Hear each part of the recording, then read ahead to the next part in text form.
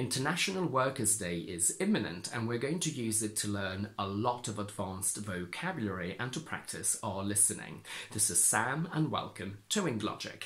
Since International Workers' Day is celebrated on the 1st of May in most countries, I thought we would wring and squeeze as much information, knowledge and vocabulary out of it as possible by having a quick look at a little bit of the history that lies at the core of the celebration and where it stems from, and by analysing a few words related to the word and concept of work. Let me lead off by saying that history and politics are most definitely not my forte. So although I did do my research before making this video, if you know more about the topic and realise that my version of events doesn't tally with yours, it's probably because mine is wrong. To the best of my knowledge, everything I'm about to tell you now is indeed what happened, but again, do take it with a pinch of salt and please do conduct your own investigation into the matter just to be on the safe side. So, although I may be spreading misinformation, that is not at all my intention, and as always, I'm only using this topic as an excuse to send a deluge of advanced vocabulary your way. Speaking of the word deluge, when I give you the definition of these strange words that I use, it's only the one related to what I'm saying, but please do go and look these words up because most of them have several other meanings. The main meaning of the word deluge itself, for example, is flood of water. How did International Workers' Day come to be?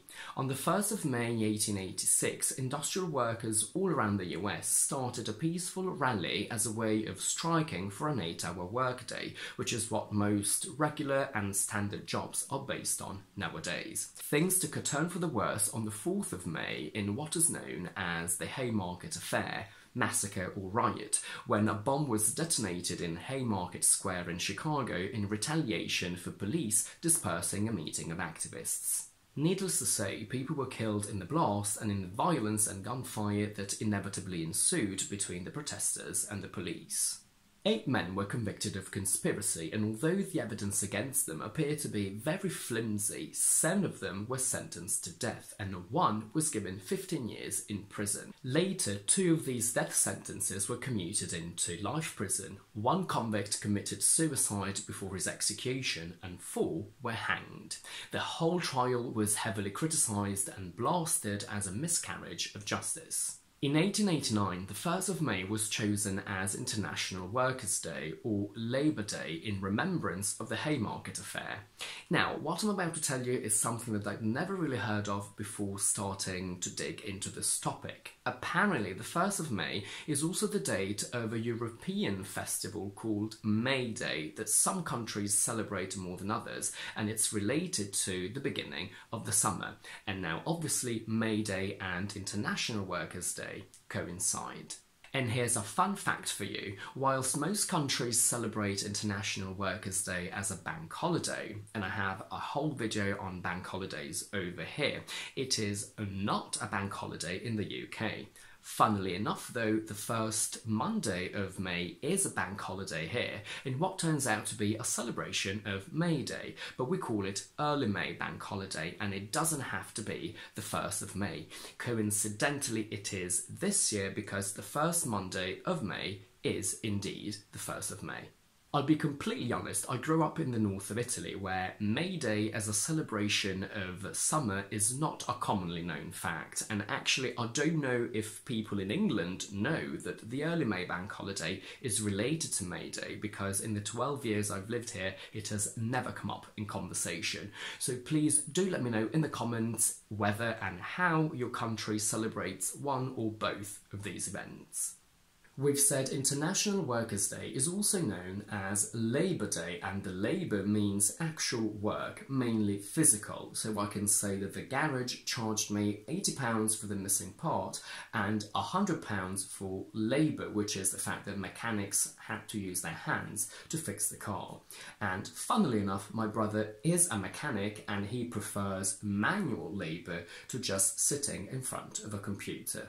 It's hard to find skilled labour, and we need to cut labour costs refers to all the workers in a company or country. Labour has a third meaning that you see and hear a lot in films, and it's the last stage of a pregnancy when the baby basically comes out of the womb.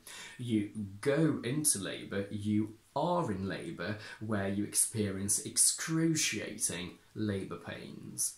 As a verb, labour is not very common, but it means to work hard. I've been labouring over this presentation for the whole week. There's no need to labour the point means that there's no need to keep explaining something even after people have already understood it. There are various ways to refer to the termination of a work contract. If you're fired, that's negative because that means that you made a mistake. If you want to be politically correct, you can say dismiss, but we don't really use that in British English, at least, as far as I know. If you want to be a little bit more informal in British English, you can sack someone or give somebody the sack. You can also give them the boot, and you can get the sack, get the boot, or get sacked if you are fired. To make someone redundant or to lay someone off means that you terminate their contract because there is no more work for them and their position has possibly been removed altogether. So it has nothing to do with their skills and therefore it doesn't really have a negative impact on their CV.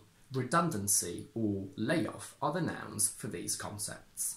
To let someone go can be a politically correct way to say fire, but also to make someone redundant. It depends on the context, and you hear it a lot in films when the manager says, "I'm afraid we have to let you go," and you can say, "I was let go."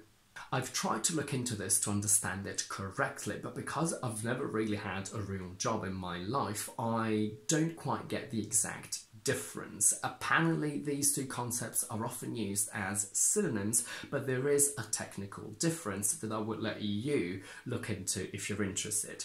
But when you are made redundant, you get redundancy pay, so money related to the termination of your contract. But you can also get severance pay, which is a more formal term. Again, I just wanted to bring your attention to the existence of these words and concepts, but if you want more information, do look them up for yourselves. And that's it for today. If you liked this video, please don't forget to give it a thumbs up and to subscribe to my channel down below. And do let me know in the comments if and how your country celebrates either May Day or International Workers' Day or both. And in the meantime, I will see you next Tuesday with another explanation video.